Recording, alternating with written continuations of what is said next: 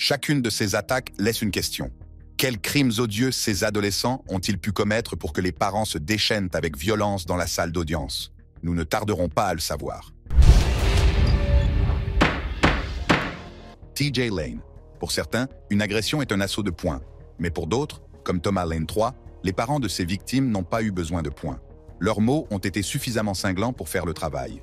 Notre première affaire se déroule au tribunal du comté de Geauga, dans l'Ohio, où ce jeune tueur sans remords est sur le point d'affronter la colère et les mots brutaux de 3 parents en deuil. Plus connu sous le nom de TJ Lane, Lane semble à première vue être un adolescent normal et dégingandé qui est en 2e année à l'école Lake Academy Alternative School. Avant de commettre le crime qui allait le propulser dans l'infamie, Lane était un adolescent perturbé qui avait dû être renvoyé de la Chardon High School à la Lake Academy Alternative School. Cette dernière, également connue sous le nom de Lake County Educational Service Center, accueille des élèves qui y sont envoyés par les écoles publiques de la région en raison de leurs besoins scolaires ou comportementaux. Selon les élèves du lycée de Chardon, Lane avait une rivalité personnelle avec Russell King, qui deviendrait plus tard l'une de ses victimes.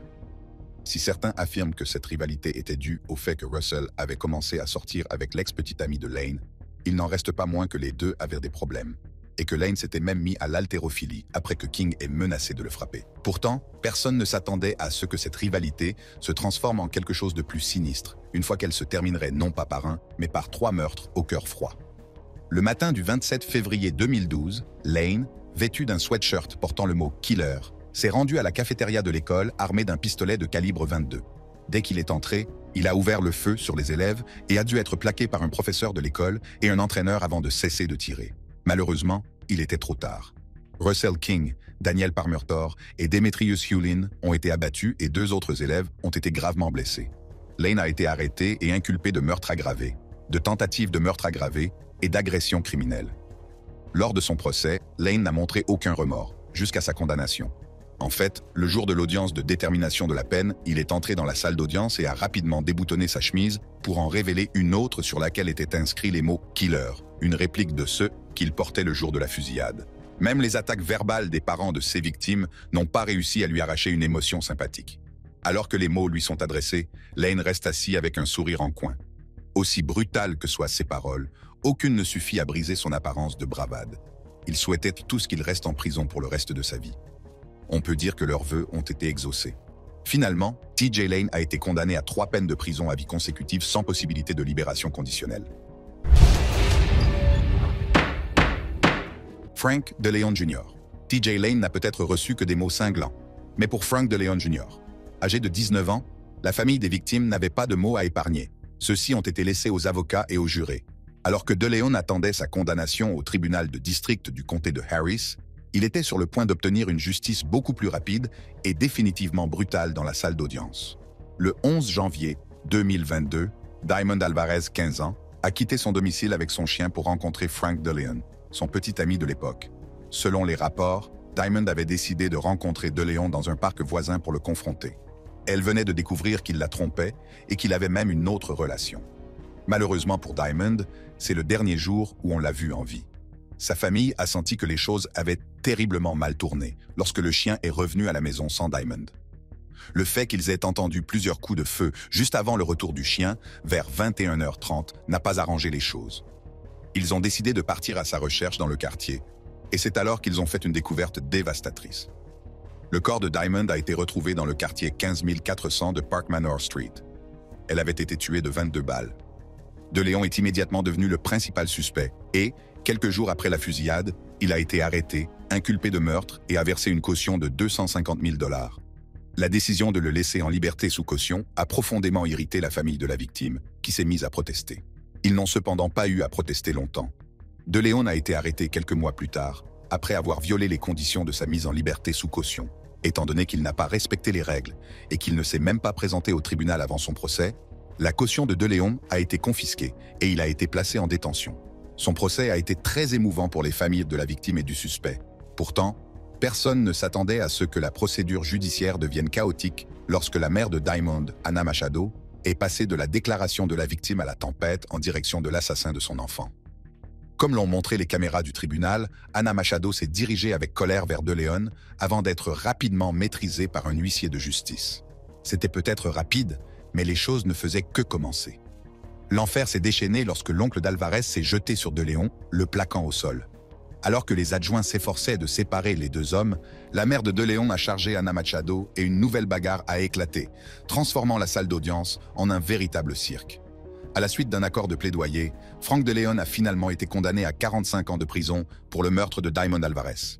Il devrait avoir purgé au moins la moitié de sa peine avant de pouvoir bénéficier d'une libération conditionnelle.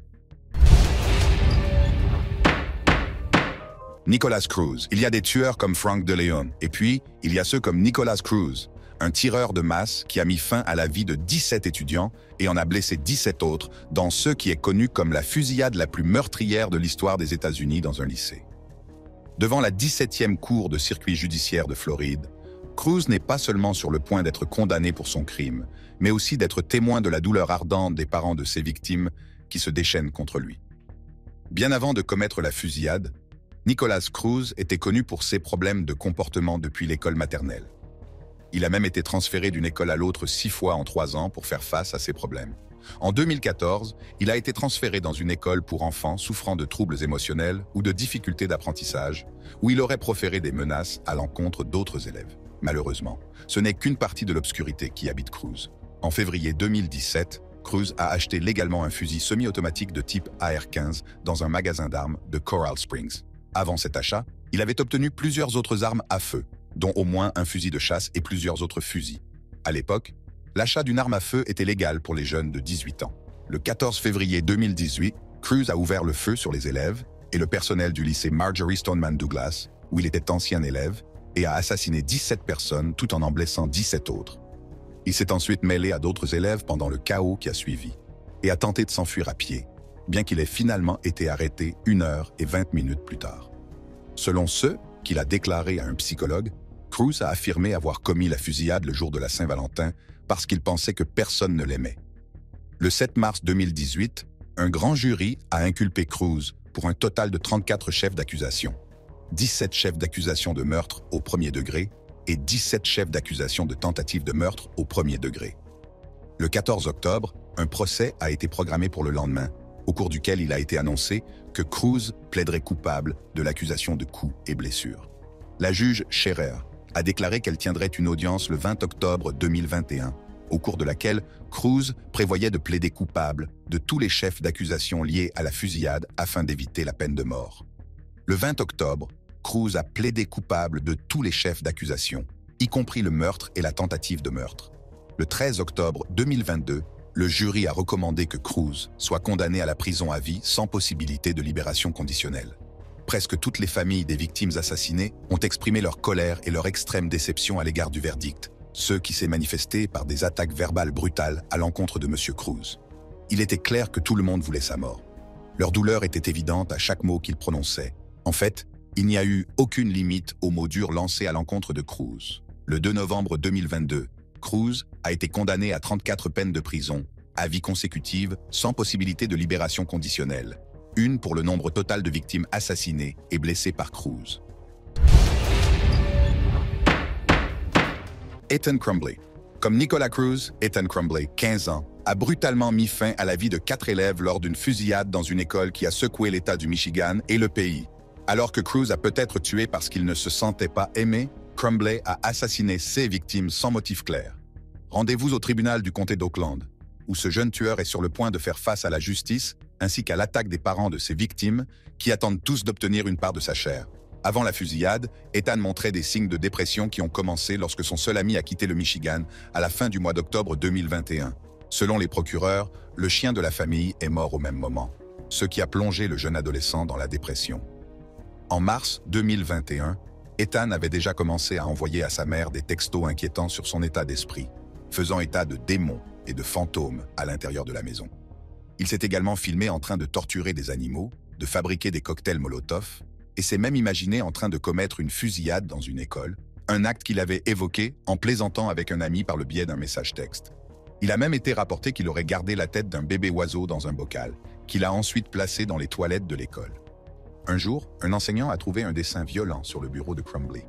Il s'agissait d'un dessin représentant un pistolet semi-automatique pointé sur les mots suivants. « Les pensées ne s'arrêtent pas. Aidez-moi. » Dans une autre partie de la note de dessin, il y avait le dessin d'une balle, avec les mots suivants au-dessus de la balle. Du sang partout. Entre le dessin de l'arme et de la balle se trouvait le dessin d'une personne qui semblait avoir reçu 2 balles et qui saignait. En dessous de cette figure se trouvait un dessin d'un emoji rieur. Plus bas dans le dessin, on pouvait lire « Ma vie est inutile » et à droite « Le monde est mort ». Malgré ces signes bizarres et carrément inquiétants, les parents d'Ethan n'ont jamais cherché à faire suivre une thérapie à leur fils. Malheureusement, cela aurait des conséquences dévastatrices. Le 30 novembre 2021, Ethan, armé d'un pistolet semi-automatique, s'est rendu au lycée d'Oxford où il était scolarisé et a commencé à tirer sur les élèves. Lorsque les élèves ont commencé à s'enfuir, il a méthodiquement et délibérément parcouru le couloir et tiré dans les salles de classe et sur toute personne incapable de s'enfuir jusqu'à ce qu'il se dirige vers une autre salle de classe. En raison de la réaction rapide des élèves et du personnel, Crumbley n'a pu pénétrer dans aucune des salles de classe.